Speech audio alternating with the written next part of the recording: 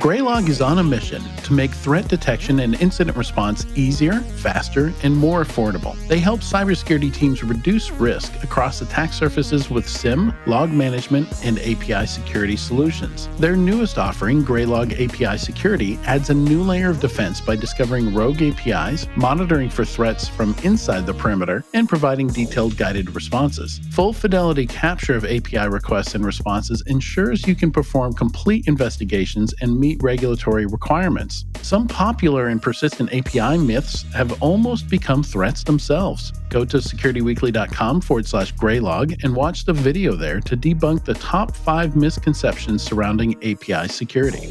Are your security teams overwhelmed with nonstop alerts? Then say hello to SentinelOne's Purple AI, the world's most powerful generative AI security analyst, built to simplify and accelerate your SecOps. Purple AI is built on the most robust data lake in the market, enabling analysts to protect your organization at machine speed. With natural language queries, threat hunting quick starts, smart response recommendations, and auto-saving investigation notebooks. See Purple AI in action at securityweekly.com/SentinelOne. On the Security Weekly News, I try to scan and produce a quick look at some of the major stories to help you keep up with what's going on in and around the industry in a short format. Myself, Aaron Leyland, Josh Marpet, and other guest commentators provide greater insight every week. I'm Doug White, and I hope that you'll look for the Security Weekly News in all of your favorite podcast catchers and subscribe for the latest content.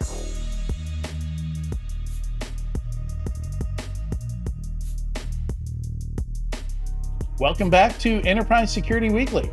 Security Weekly listeners, join the digital identity community at the Aria Resort and Casino in Las Vegas, May 28th through 31st.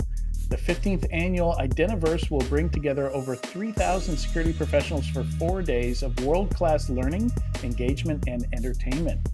As a community member, you can receive 25% off your Identiverse 2024 tickets using code IDV24-SW25. I'm sorry, but that's the code. IDV24-SW25. You can register today at securityweekly.com/IDV2024. And now for the Enterprise Security Weekly News. You can check out the show notes that we're going through today. As always, we may not get to everything, and you may miss some snarky responses if you don't go there and check them out. But you can go to securityweekly.com/ESW355 if you want to check those out. All right. And welcome, Tyler Shields. How you doing, man? Good. You don't get the real Tyler this week. You get the ghost of Tyler past because my camera is deciding to screw up its white balance, maybe because of the jet black traceable sweatshirt I have on today. So my white balance nice is all job. I screwed like up. how you slid that right in there. I slide that in there, a little free advertising, but I'm going to be a little washed out for those of you that are actually looking on camera today. But I promise to fix that next week with a nice little utility on my computer. So this reminds me of a lesson I had to learn the hard way once. We were having Kelly Shortridge keynote B-Sides Knoxville, I think back in 2016, 2017, something like that. And in one of her requests, we always ask keynote speakers, any of our speakers, if they need anything special. And she was like, please make sure the lighting doesn't turn me into a ghost. She's very fair skinned. She's blonde. And I remember after the event looking at the video from the keynote thinking, okay, now I understand her concerns. And we failed completely. Well, I've never had this issue, and I'm not sure what it is today. I relocated my camera, by what, 6 inches, but it could also be the black that I'm wearing. It could also be that I don't have a cap on, so my big bald spot is causing a reflection. Who knows? So I'll work on it for next week. No worries. I'll put my makeup on before the show. 30% of our audience won't even notice. They're like, just get to the news. Come on. Let's go. All right. Let's see what we have here. We've got a lot of interesting, everything's early stage that we've got today. I think almost all seed rounds, a couple growth rounds, maybe a Series A in here. I'm not even sure. I think it's all seed rounds. So really interesting. Seed rounds are basically showing us the future a couple years ahead, what people are building today, or maybe not even that. Things are moving so fast with a lot of these AI security companies. There's at least two on this list, and one I got a demo from the other day that are all kind of centered around trying to secure the data you put into the LLM and the data that comes back out. Trying to control both those things. So one of the big problems with large language models is that they have this really broad skill set, but you might not want to enable all that. You might not want them to answer questions about everything that they have access to. And data access is a big issue too. We're now entering an age where companies are using these LLMs in an internal sense, giving them access to proprietary data. Really tough to clean up that data and make sure there's nothing sensitive in there that they shouldn't have access to. And absolutely, internal employees, external parties are going to be like, I wonder if this will tell me, about their M&A plans. I wonder if this bot will tell me what, other Sure. people's salaries are in the company. And people are going to push those limits. They're going to try that out. And that's what all these AI securities are basically building around. And let me see which ones What are apply you to that. looking that So up? that's number nine and number four.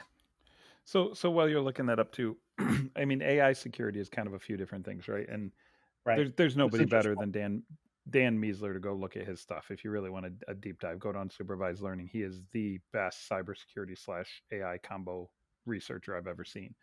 But to give you a far less educated, potentially uneducated armchair quarterback view into it, there's basically three things that you need to look at when it comes to AI security: security of the data as it sits within the AI system, so security of the training, security of the algorithms, security about biases, right?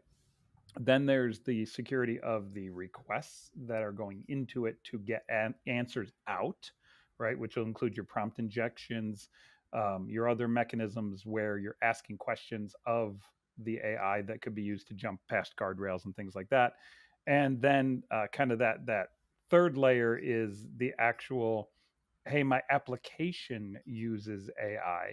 Is the request that I'm producing out of an application I'm building to an AI subsystem, whether it's cloud or on premise, actually secure in transit, secure at connectivity levels, as well as inbound into the LLM, right? And so those are kind of the three tiers where I would break it up into. And I have yet to hear an AI LLM pitch that says we do all of it. It's all very segmented, Yeah. fragmented. We do one problem, one solution. We solve for training, we solve for bias, we solve for injections, or we solve for like malicious output, things like that. So we'll see where that takes us over time. And one of the challenges here is technically putting yourself between the user and the LLM to intercept those requests, both the inputs and the outputs. So I've seen some of these implemented as browser extensions, Chrome extensions, or plugins for the products themselves. So Microsoft Copilot has plugins that you can build, that will put you in the middle of requests and responses. So I think that's one of the tough parts there. And also the fact that, I think it's going to be normal to see at least four or five different LLMs in use throughout the enterprise. There's not just going to be one that you have to secure and build for. So I would hope You some of know, these tools are going to be agnostic, that they're not building for a specific platform. Adrian, let me ask you a question. Fundamentally, if we think back to a million years ago when our hair wasn't as gray, I would ask this question of Katie, but her hair is not gray. She looks way better than we do. But if we think to 100 years ago, back when we were younger, is this a similar talk track to security of databases? Now, obviously, security of databases is deterministic, right? Meaning you ask a question, it has a data chunk, and it returns a data chunk, et cetera. It's not a non-deterministic gray area style query system that the new AI data storage systems are. So, setting that component aside, is the security of those systems similar in the sense of like inbound outbound requests, in the sense of encryption of data at rest, you got to add on the non-deterministic components too, for sure, like the biases and the training issues. But otherwise, could we almost just think of it as yet another data source into our application stack that requests are being made? And why don't we just secure it in a very similar way for the bulk of what we do? I think there are some similarities there. If you think about it in a way, an LLM is a query interface for a database. That I think that metaphor works pretty well. But I was talking to Sunil Yu yesterday about he's got a startup in this area also. They're still in stealth, but Hmm. I can't say enough to say that it is going to be around what we're talking about here. And one of the points he made is, one of the things that they're trying to think about is, okay, maybe you're not allowed to get the number, the actual number of what somebody's salary is, or what the quarterly earnings were, or something like that. But it is okay for you to ask questions about it, to get some answers about it. So there's some nuance there where, maybe you don't get the raw data, but you can still ask questions about it and get answers about it. So that makes it very different from a database. You can think of Hmm. it as maybe a database view or something like that. Where you're getting kind of an abstracted view of the data.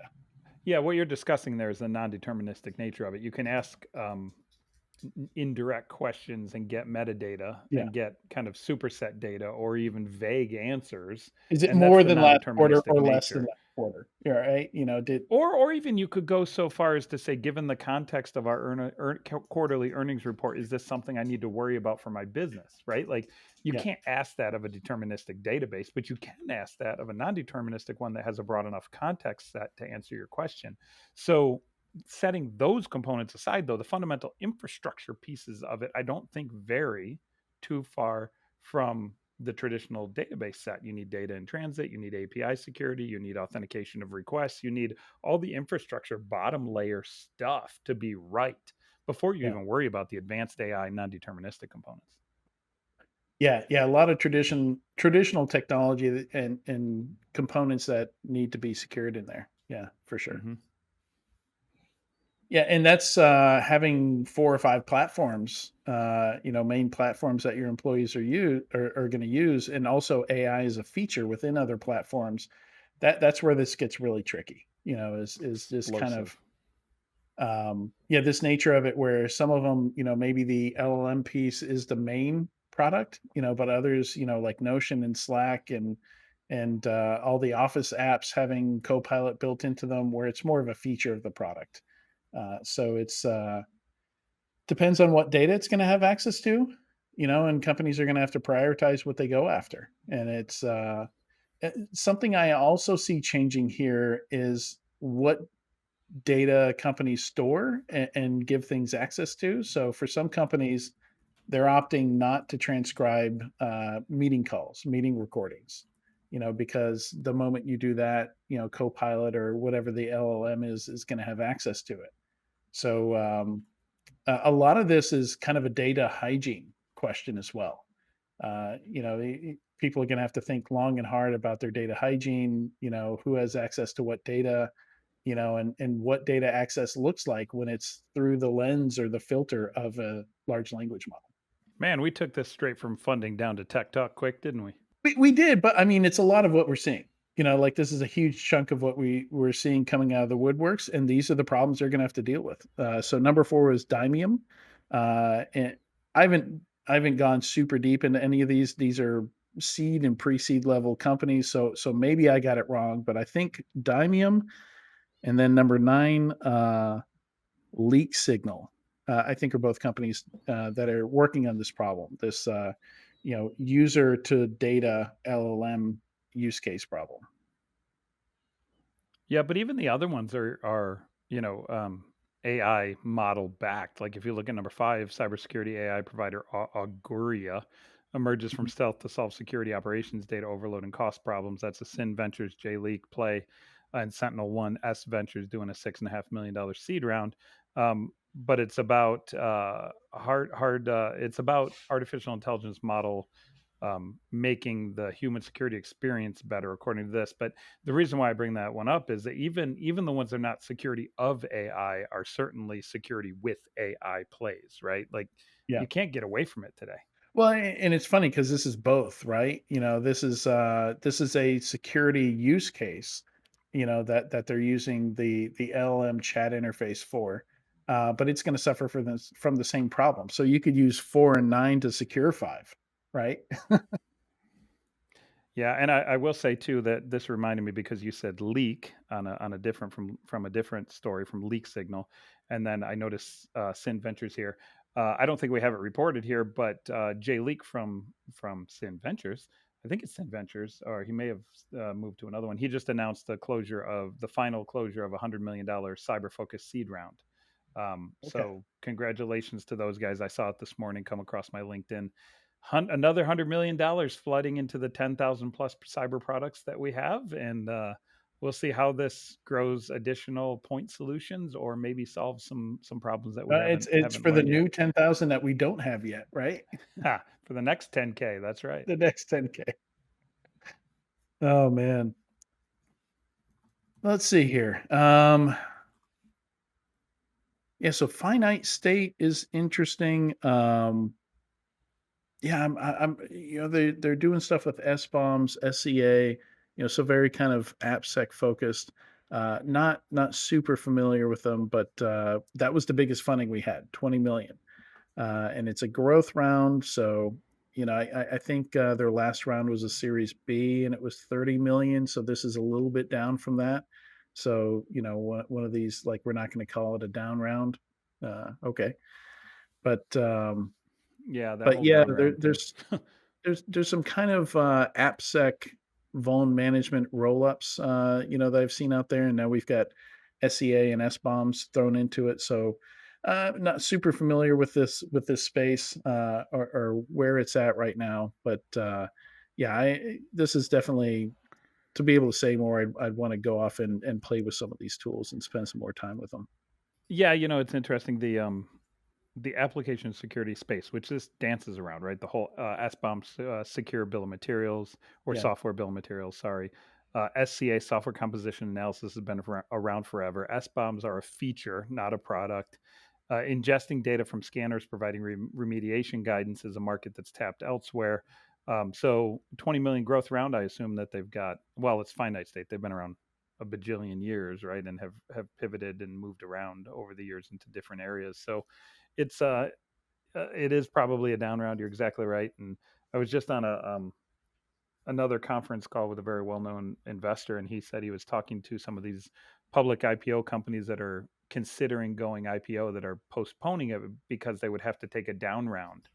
And his advice to them is just go public, because set your ego aside, admit right. that it's okay to take a down round, and just go public. Who cares if you go public at 20 billion or 5 billion or Because 10 maybe the billion? time's not right. You wait and it just never happens, right? And you miss Exactly. your chance. Yeah.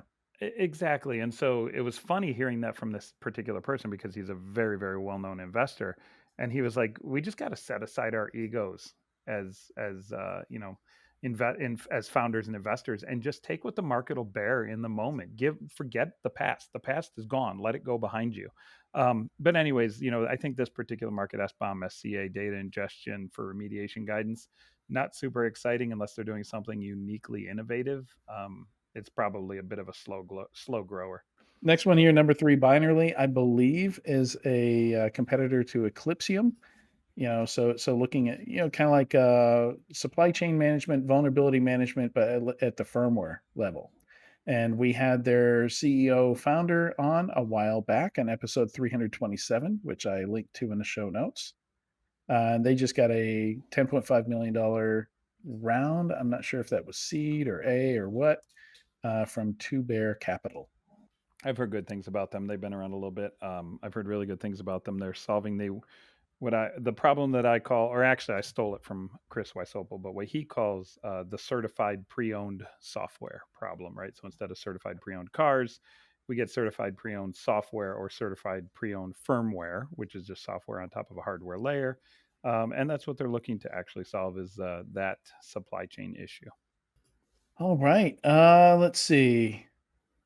We've got Tarzal here, another security data lake one. So we're seeing a lot of this kind of data mesh, data lake, for a while we were seeing like move all your data here, but I think that's a heavy lift. That's a hard sell. And nowadays we're seeing more of a, leave your data where it is and we'll just go and get it and analyze it in place. But certainly, data scattered, security data scattered all over the place. It's hard to centralize it. So be interesting to see what and the tagline here is one click to build your security data lake. Mm, I, I I have uh, some pretty strong opinions about the fetching versus storage issue. yeah, Um, I don't think fetching works long term because of speed limitations on data analysis, meaning if you're going to do holistic analysis, you need complete data access across the board, and you can't just in time collect data when you're yeah. doing a holistic AI analysis of a massive data set like this. You have to have the whole data set available. It can't be kind of JIT as needed. So, Yeah, 'cau like, um, what use cases are you gonna I only see compliance or maybe forensics as a use case because anything that's time bound, if you're trying to detect and stop an attacker, I don't think the latency, the amount of time, that queries on something like this or alerts coming out of something like this would take are gonna cut it. well, so you're it's interesting. So what you're describing is still actually a not a broad level analysis like I'm talking about. I'm talking about when we get to the platform play that needs to holistically analyze using AI, looking at all data points to create a broad context set. That does not work with just-in-time data collection. It has to be sitting inside of a singular data Yeah, store to do that level of AI-backed analysis. And even what you're talking about, like if you're just fetching things even for one-off data accesses, it sounds like it doesn't even work for that model. So to me, I think the concept of a security data lake is something that has to happen. What we call it, how it surfaces itself from a marketing perspective, and what centers of gravity collect the data sets are all up for debate. But I don't think that this whole "hey, we'll pull it in as you need it" model will serve long term. Parcel is the first highly scalable ETL data pipeline built for security teams. Easily exfil terabytes of data in just a few clicks with instant normalization and route that data to your desired destination. See, now that's interesting because what they're saying is they're going to be the connective tissue between Yeah, your like a data fluent set D. as between your disparate data set and your unified data set. They'll be the connective tissue. And I think we have another one, Lean AI, that raised also this week. I think is in our list. I Yeah, was pitched by their founding team last Black Hat, so about just shy of what 8 months ago or something now. I yeah. love what they do, and they do a similar type solution where it's They're they're they're like the a meta API of all your other APIs, right? that's correct. The superset meta API, which could directly allow for this unification storyline that Tarsal is also playing, right?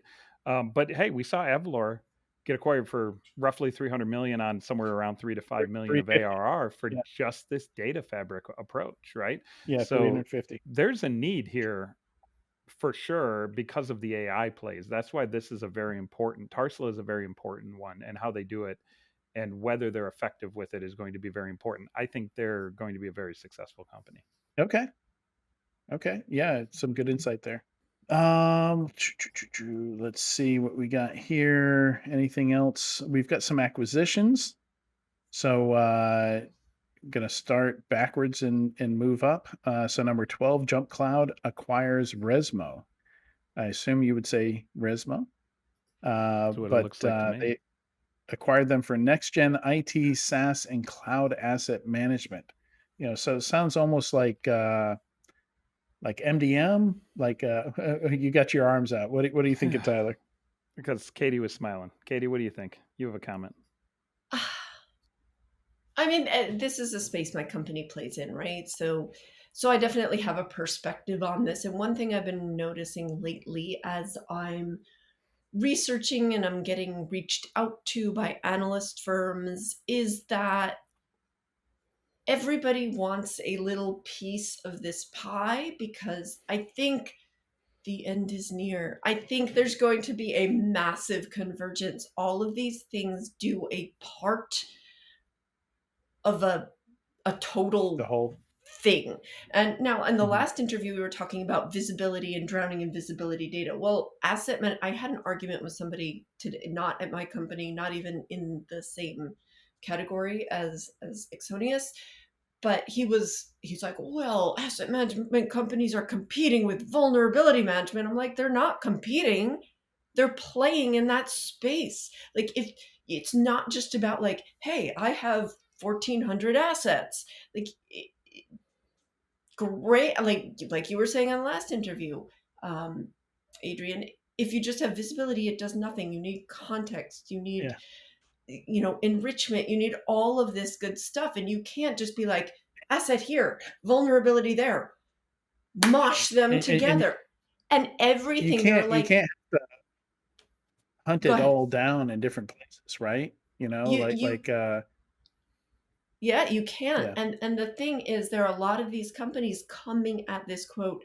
asset management space, which the analyst companies are starting to look at proactive security or CTEM or exposure management, because it all has to converge. It has to, because once again, you've got all these shiny new bright companies saying all these buzzwordy things, but it has to come down to the fundamental visibility and security hygiene. These are not new concepts, these are not new terms. I mean, maybe the terms themselves are, you know, the difference between toilet paper and bathroom tissue or whatever, but they're all quote converging. But you're seeing all of these little companies come into the so-called space and trying to compete for a part of it, and this is what this feels like to me. And I think in a couple of years, or maybe even sooner, we're just going to see all of these companies either get gobbled up or merge, or some of them are going to go poof into the ethos, because Yeah. it's a piece. It's just a Yeah. piece of the picture. You have to have an overall, not just visibility, but actionability and understanding, and not just like, hey, I push my fix it button and it fixes it. Like, it has to be in context. It has to understand the business. I mean, there's just, Tyler's rubbing his head. He's laughing. He wants me to be. And each of them needs 1,000 integrations. So, like, Yeah. we have this whole cottage industry of just making integrating easier, because Lean. you see startups pop up and, like, immediately coming out of stealth, they have 200 integrations. What? Like, who built all that? But that's a whole industry in itself, is building the integrations. That's Yeah. I lean. mean, we That's we have. lean.dev. That is their value proposition. That's exactly the problem they try to solve. Yeah. I Any was other raising thoughts my there, ar- Tyler? Yeah, I was raising my arms up there because the I can very easily go down like super common rat hole of how this data set and context drives value on top of it, but fundamentally it's the breadth and depth of data that you have that allows you to do better security. And so, this is why Avalor was bought. This is why Jupiter One will eventually be bought. This is why Axonius has figured out how to provide value on top of their broad data set and will eventually IPO on the back of their play. But then this is exactly why, Zscaler, Palo, Crowd, all those guys have an underpinning of a data fabric now, because Yeah. this is what is required. Yeah. And I think I live 2 to 3 years in the future, because I'm telling you, we're going to have four centers of gravity, as Adrian kind of convinced me of. We're going to have four centers of gravity that are going to be the four products that an enterprise security company or enterprise company will buy to build a security program on the back of. And this is just another example of that story. Yeah, I mean, it's gonna be interesting to see. We need a system of record, right? And there's a bunch of different use cases there. There's account life cycle, device life cycle, employee life cycle, there's incident response. There's a million reasons, you need one place to go to ask questions and get answers. And I think all these things are gonna have LLMs in front of them, right? Like that is part of, I think, what solves the drowning in visibility problem that we were Yes. talking about in the previous interview. Is there's just oh, I didn't write the query exactly right. There's so many security tools out there that have their own different query languages. Even you've got Elastic, you've got Velociraptor, you've got they're all slightly different. You have to know the names of the columns. OS query, like I'm ready to see all that go away, where you can just ask, human, normal questions without having to know exactly the syntax to use and get useful answers. I mean, I'm, like I said, doing a lot of research in this space, and it's almost table stakes. If you don't have it, or you don't have an approximation of it yet, you're behind everybody else. I'm looking at our competitors and our so-called competitors, and everybody has it.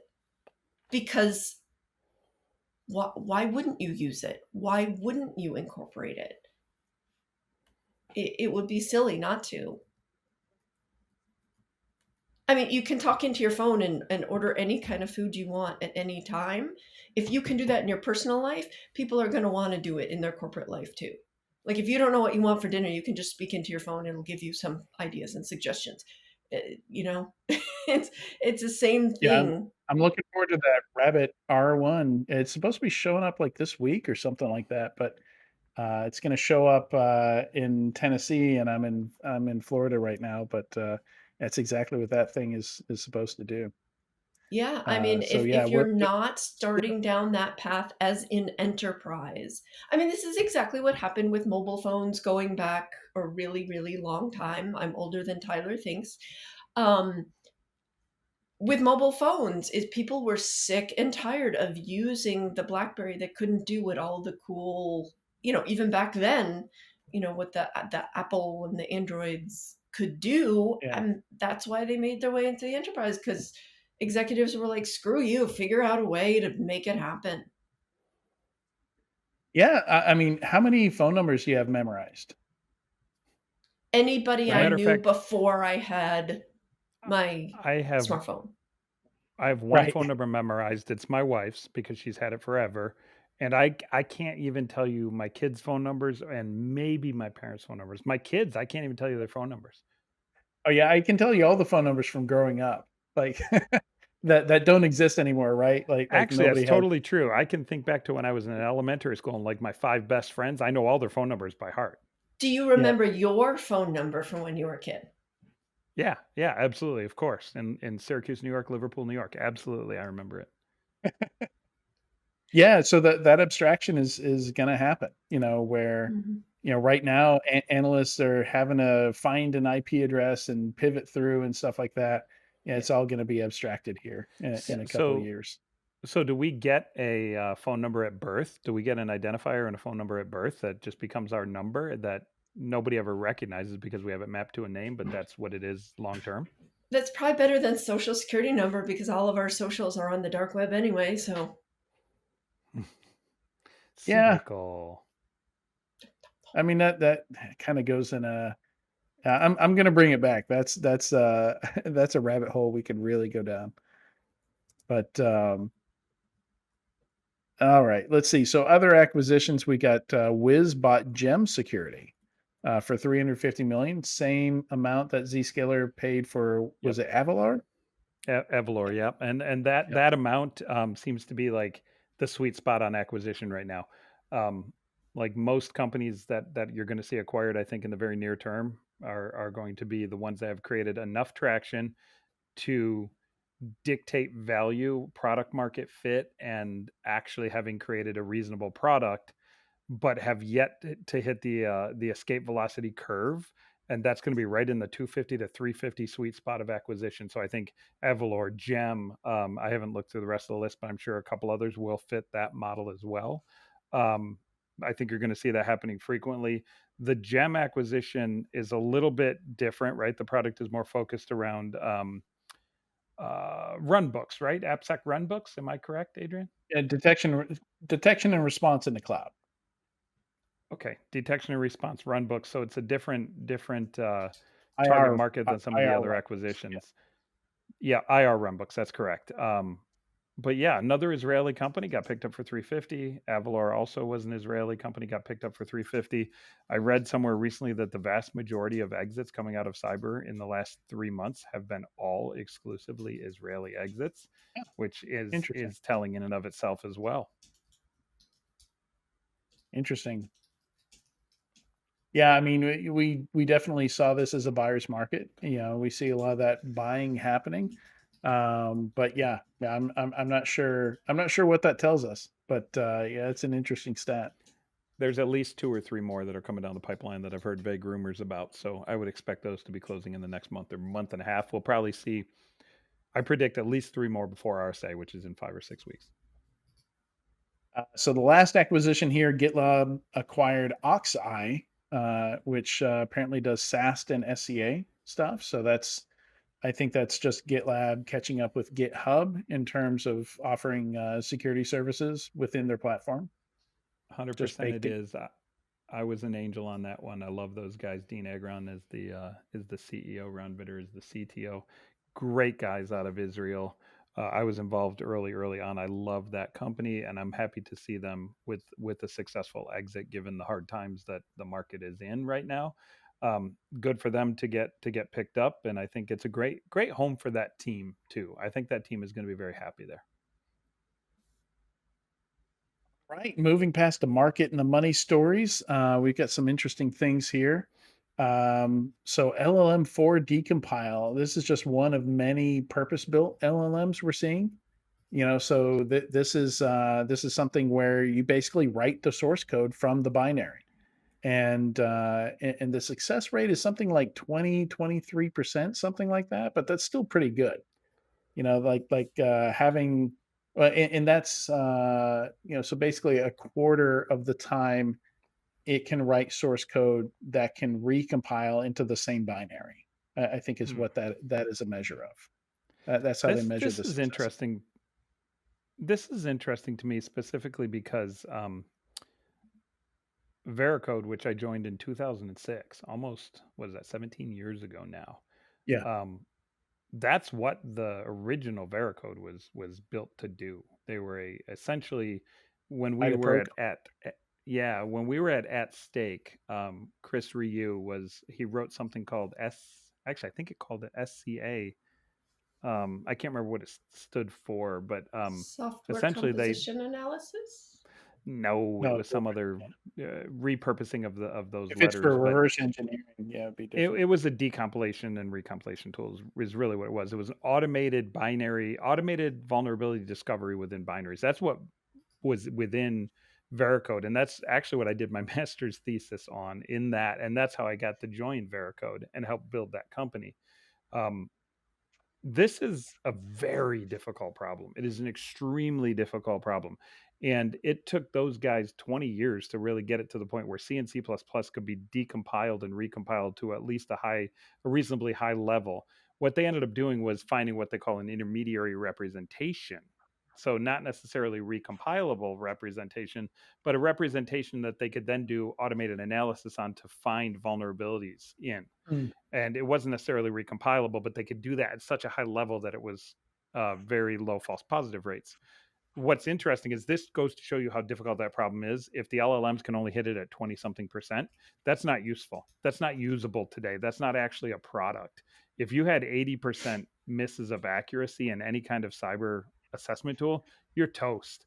You need like 0.8% misses in accuracy. So um, this as an LLM solution, I think, has a long way to go. Now, I just got pitched last week by a super tiny company called Codant, Codeant, that is doing automated decompilation and then automatically creating the pull request inside of GitHub for remediation. So literally, you don't have to do anything other than say, here's my commit. I don't think they do decompilation. They do actually static analysis though of the code. You show Yeah. them the commit, they look at it, they find the vulnerabilities, they write your fixes, and all you have to do is hit accept, which is scary for a whole lot of other levels, but still a really interesting, super young company. Right. We did an interview with I forget the guy's name, but the whole company was based around his like PhD research, which was okay. This is in the wrong window, but yeah, around you know automatically analyzing and fixing code, and it's actually there's a good chance it will be our Vault episode for the Memorial Day, the week after Oh, very Memorial cool. Day. So I'm just trying to bring up See if Yeah, I while can you're find bringing that. that up, the LLM4 decompile stuff. Listen, it's an open source solution. It's not a product, right? I misspoke when I said that a 23% accuracy rate or capability rate was bad for an open source tool. That's excellent. It's a great place to start. And if they can continue to iterate this and make that much better, I think you'll see a pretty healthy disruption against some SaaS vendors that look at binary code, binarily. The ones that look at firmware code, this could be very useful for. The ones that look at C and C++ compiled code, this could be very useful for. So I think it's super cool research, but it's research. It's not really anything productizable yet. Yeah, and that was episode 255, so exactly 100 episodes ago, and that was Dr. David Brumley, who is the founder and CEO, or co-founder and CEO of For All Secure, and that's one word, FORALL Secure. So yeah, really interesting problem. Let's see. Where do we go from here? We've got so GoFetch. I went on a bit of a rant about. It's a side channel CPU vulnerability. I had a whole marketing campaign around the vulnerability. So as soon as I see that they have a cute logo for it and a marketing campaign and a website dedicated to it, I'm like, oh, okay, this is probably going to be something interesting and academic, Mm. but is going to get people fired up and waste their time. And that's pretty much what it is. It affects Apple M series chips. And the idea is from user land, you can leak data within the system. So effectively, the impact is privilege escalation here from root level. So if you've got a nasty piece of software and you manage to get it on somebody's system, you can steal their crypto wallet keys, their encryption keys for different things. And that's just a use case they use. You could steal other data. It's using CPU prefetch, which the way Apple implemented it, it doesn't just have memory addresses in it. It's got the actual memory contents in there. So like for really long encryption keys, it takes them about 10 hours to be able to recover those. But the thing is, like, no attacker's ever going to use this. Like, it's an interesting study. Academically, it's interesting. Practically, and they're right. It's not really fixable. I guess in software you could avoid using prefetch on M1 and M2 chips. M3 chips actually have an option where you can avoid using it, but you're going to get a performance impact. I don't think people realize how many cryptographic keys are generated on a system, but I've seen like a single 5-minute Skype call will generate like 50,000 encryption keys, and yeah, it's going to hurt performance on systems for absolutely no benefit in terms of reducing risk. So Sure. that's my rant. Cool. I think we should put up a rant icon of some sort every time we get the old man get off my lawn rants coming out of Adrian. Yeah, I mean, we could use the dumpster fire one with that one, Sean, if you want to. It is kind of a dumpster fire because it's like I mean, good on the researchers, right? Like, I'm torn on this because I believe the research should be done, but I hate that the response is gonna disrupt things and hurt performance. Yeah, oftentimes I see research done for research's sake, which moves the Yeah, needle on others' capabilities to do additional research, which may be more applied. And I love that. I applaud that. But then when you wrap it in a marketing buzzy thing, that's when it's like, come on, what's yeah, the point of trying to market this issue to the world? It's like back when we were hacking cars for fun back in the day. Like none of that was ever exploited live. Like Charlie Miller and Vaslak, yeah. Valasek, the two of them created some really absolutely sick, crazy car hacks, like super amazing academic style research. And they were in the backseat of a car and drove the Forbes. I think it was a Forbes. I think it was Andy Greenberg actually might have been in the front seat of the car. In a But Jeep essentially, Grand Cherokee. Yeah, is that what it was? Right. And they basically could crash the car and blow the airbag up and do all sorts of crazy stuff to it. It's just not real. It's not practical. It's yeah, marketable. it's buzzy. The research is amazing to move forward the state of the art of research. So I applaud those guys for doing it, but it's just show. Let's see. So, let's see. CSA is putting together a LLM threats taxonomy, and you can click the link there and join the public peer review of that taxonomy. So it's yeah, I love how quickly everything's moving here. Getting regulations, getting startups. Somebody's trying to put together the threat modeling underlying foundation for doing threat modeling for LLMs, and then the next one is benchmarking the security capabilities of large language models. Both really early stuff, but 15 and 16. If you're deep into LLMs and understanding the threats and benchmarking is really cool. If you're on the product side, basically testing out, okay, if I'm going to use an LLM for a security use case, which one does the best job with it? So that's what they're benchmarking. Because different models do a good job at different things. In fact, I will use several throughout the day depending on what use case I want to do. I'll use ChatGPT, Claude, Copilot. Just depends on because I know some of them do some things better than others. So lot of interesting stuff going on with AI there. AI doesn't stop.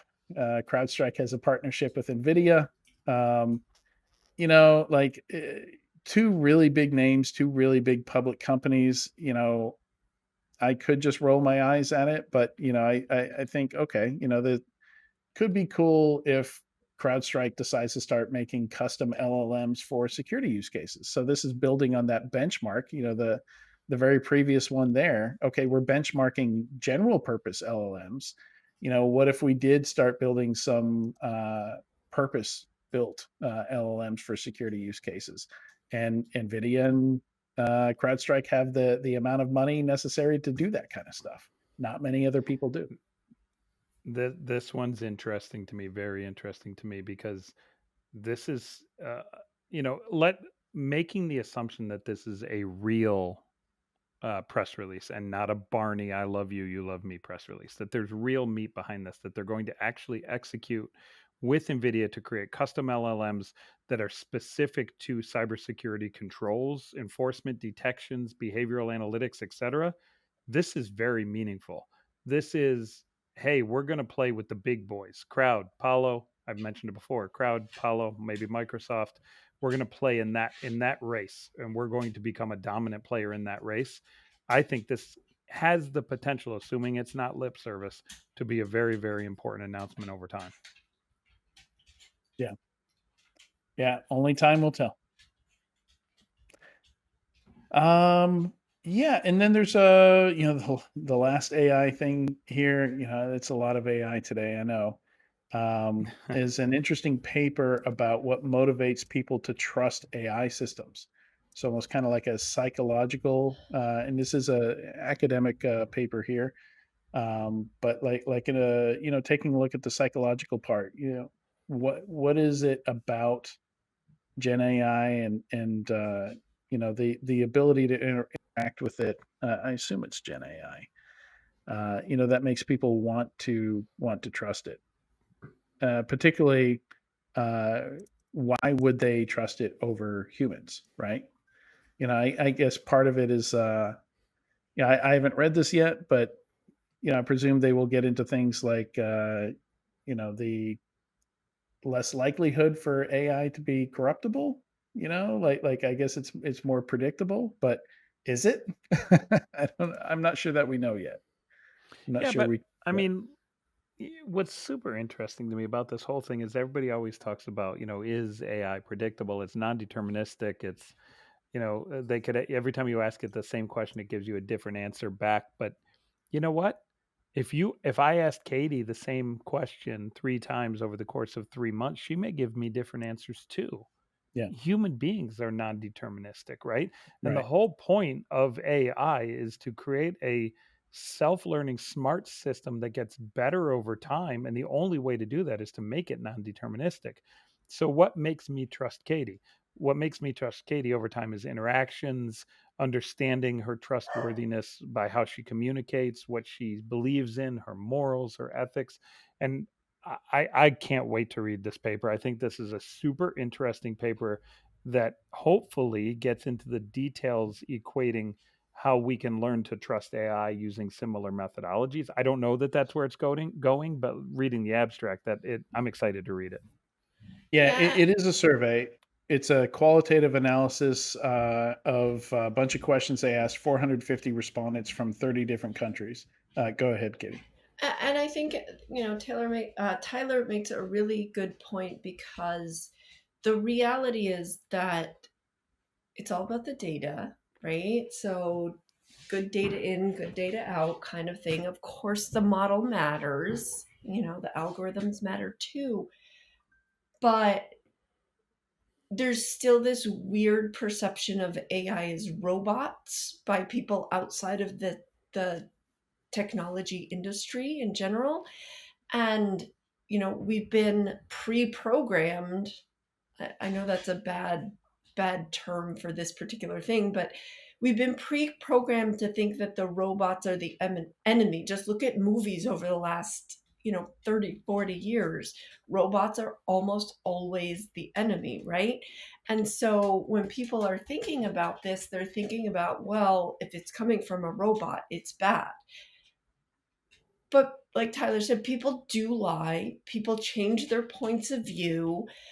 What you may say or not is skewed by not just honesty or dishonesty, but any recent data that you've had in your brain. It's like we were talking about with the analyst conversations, right? And are analysts pay to play?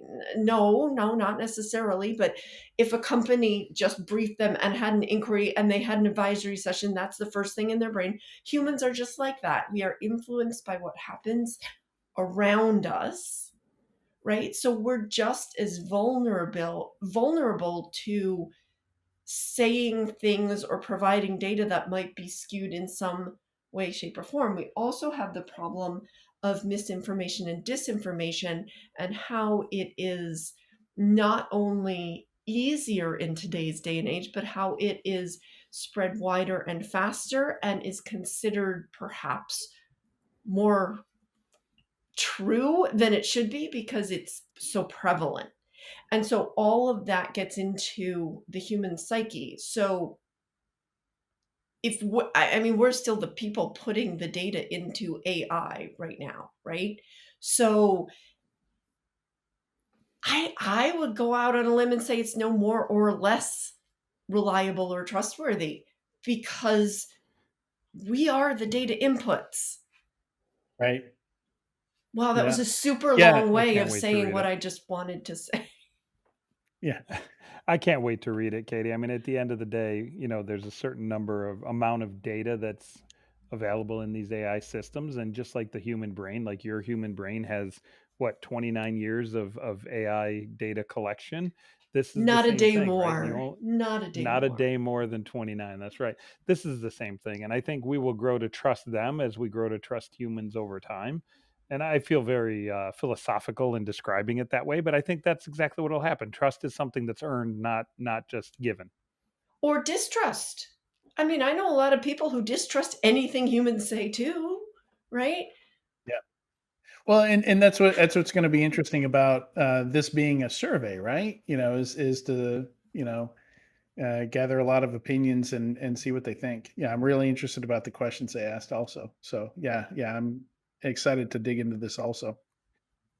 And our final story, our squirrel story of the day. Yeah, I think in the intro I said, what does Google Sheets and Carlos Sainz Jr. have in common? They are both now smooth operators. And we're going to pause here for a sound clip. Was a smooth operator. Oh, I forgot. And I assume the sound clip is done. and yes, you can now, most spreadsheets, they tend to jump like a certain number of rows when you scroll. So, smooth scrolling is going to be exciting for some folks, but I just love that this is its own big announcement, and that it made it in front of my face. That after all this time, like I remember installing a Chrome plugin for smooth scrolling in Chrome. Do you remember that? I Like I used remember to that. Yeah. add a piece of software so I could scroll smoothly. What a day to be alive. I Well, dislike you it's for absolutely putting incredible. that song in my head for the rest of the evening. It's your fault. Nuts. It's you. It's your fault. I just like Even just better, like the the sound opening. clip is not gonna be the original song. It's gonna be Carlos Sainz singing it in the car. Oh dear God, I cannot wait to see this once post production is done. But hey, we are excited to announce a highly requested feature that improves control over your scrolling experience in Google Sheets. Come on, highly requested. You know what Google should have done on this? They should have gone full ham with this and put out a press release about how important this is. That would have been fantastic marketing. Scrolling. In 2024 won't be the same now that Doom 2 and smooth scrolling are out. I love it. All right, I don't really have anything else to say about that, so we're just going to end the show now. You just thank you, stopped the Katie. clock, Adrian. You just stopped everything. Punch the clock. We're out. Thank you guys so much for joining me today. It's been a lot of fun. And thank you to everybody listening or watching, following along with us through this week's episode of Enterprise Security Weekly. We will be back next week.